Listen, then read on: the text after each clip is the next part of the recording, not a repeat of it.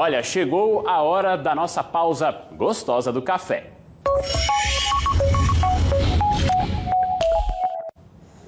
Dores, inchaços, rigidez nas articulações e dificuldades para fazer movimentos são sintomas da artrose. A doença atinge mais de 80% dos idosos no Brasil e pode causar muitos incômodos. O médico geriatra Alexandre Brito está com a gente para falar sobre esse assunto em mais um dia conosco.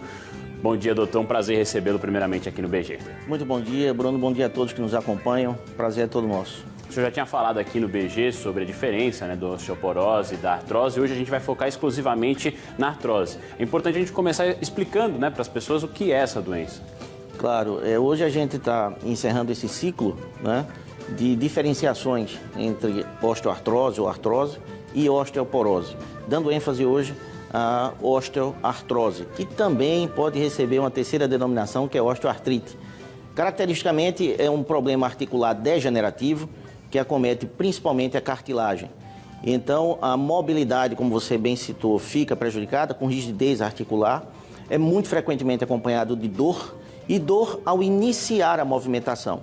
Por exemplo, o paciente está sentado, naquele momento não está sentindo dor ou quase nenhuma dor, e ao tentar se levantar para caminhar, ir a algum cômodo da casa, essa saída da inércia para se movimentar é um momento em que ele sente maior dor. Se ele continua se movimentando, a dor tende a diminuir. Essa é uma característica muito típica, a gente costuma usar um termo na medicina que é um sinal patognomônico, um sintoma específico da osteoartrose, do joelho principalmente.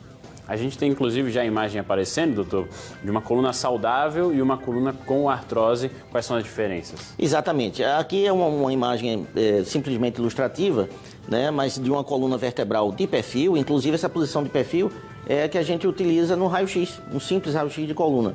Aqui a gente vê a vértebra intercalada por discos vertebrais que são feitos, para simplificar, posso dizer, de cartilagem, onde há uma degeneração nessas cartilagens, provocando uma sobrecarga nessas articulações de uma vértebra sobre a outra, e essas ondulações que, com a continuação do processo, essas ondulações vão ficando agudas, e aí a gente chama do famoso bico de papagaio, que muitos pacientes já conhecem e já chegam dizendo: olha, doutor, eu fiz um raio-x, tem um bico de papagaio. Na verdade, é um sinal muito característico de osteoartrose da coluna, em qualquer um dos segmentos, cervical, torácico ou lombar.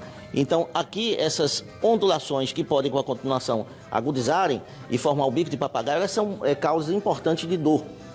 Agora, se me permite uma observação, a osteoartrose é um motivo muito frequente de entradas no processo previdenciário para benefício, aposentadorias. E é importante deixar claro que o que caracteriza a doença não são somente as alterações articulares, mas sim quando essas alterações vêm acompanhadas daqueles sintomas e sinais que você falou. A dor, a alteração articular com edema, com rigidez, o sofrimento físico. E isso caracteriza o quadro de doença e pode justificar no trabalhador dar entrada para a aquisição de benefício, enfim, toda essa gama de processos previdenciários.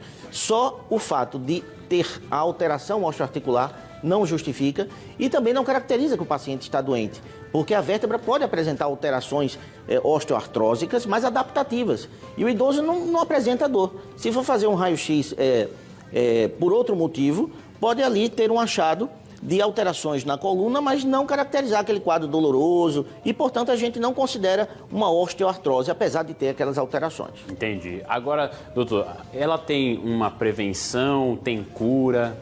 Bom, alguma prevenção sempre há. Desde a idade mais jovem, evitar cargas excessivas. A gente tem visto com frequência na população adulta jovem uma ênfase em determinadas atividades físicas que sobrecarregam as articulações e podem sim, ao longo da vida, ir provocando um processo de artrose secundária. É diferente da artrose primária, que tem um componente hereditário muito forte.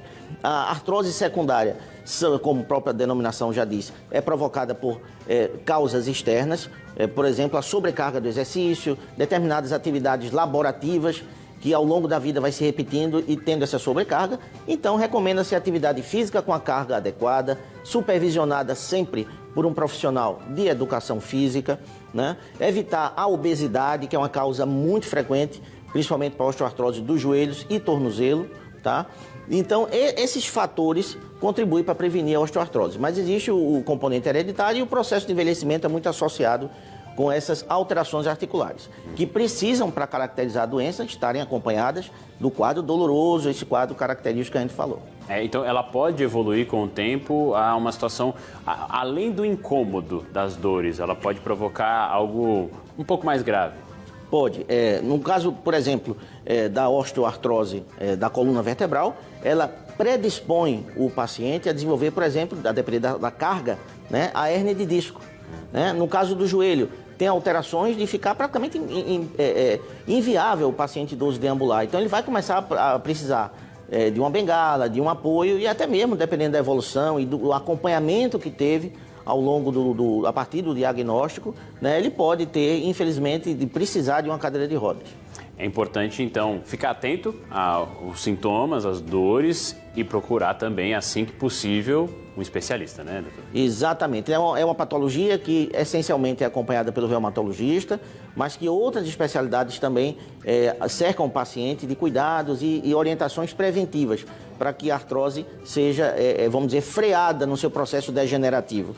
E o geriatra, que lida muito com o sofrimento psíquico, com a dor, né, ele está envolvendo também clinicamente o paciente para dar um suporte nesse tratamento de dor, no tratamento do sofrimento psíquico, que também acompanha esse paciente, que convive com a dor muito frequentemente, complementando o tratamento do colega reumatologista. Bom, o tratamento está aí, a prevenção também apresentada, sempre orientações muito importantes para quem está nos acompanhando. Doutor Alexandre, quero agradecer mais uma vez sua participação com a gente em mais um dia. Eu que agradeço, é um prazer, um abraço a todos.